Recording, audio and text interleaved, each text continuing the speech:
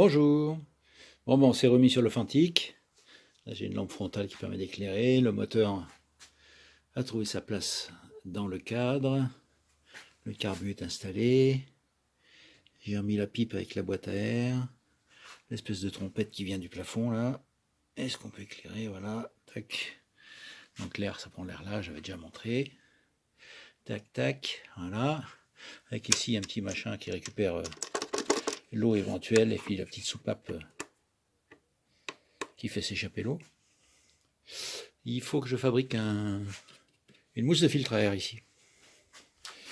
Donc voilà, j'ai une mousse. D'où est-ce qu'elle vient cette mousse? Je ne sais plus, c'était peut-être le filtre à air de la Bultac que j'avais fait.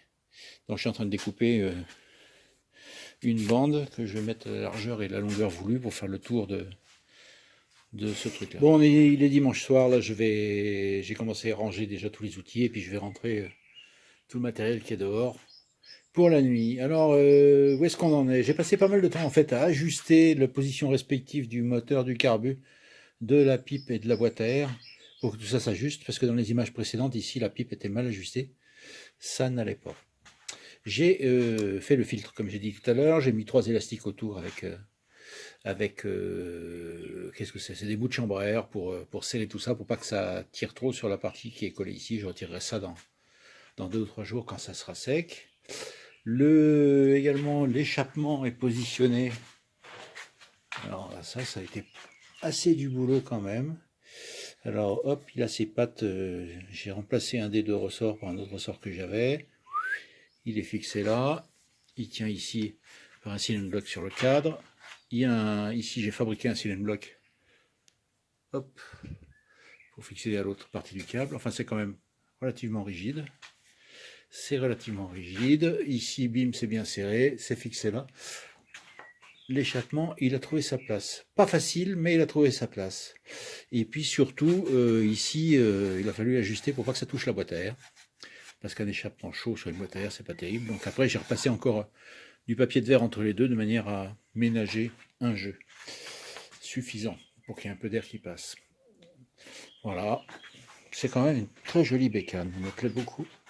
C'est peut-être pour ça d'ailleurs qu'elle reste si longtemps chez moi. Ici, je finis la selle. Il y a 2 petits patins en caoutchouc qui viennent se positionner ici et là. Donc ça, c'est de la colle néoprène que j'ai enduit, séché, et on va poser.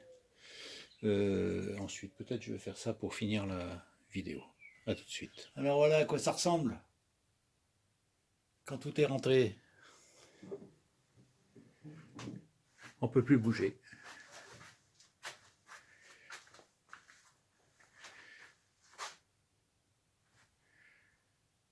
Petit coup de mise au point.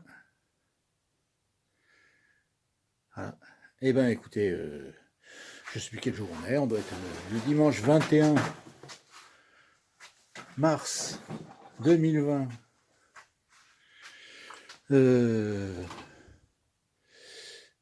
Et on vous souhaite le meilleur, portez-vous bien, à bientôt.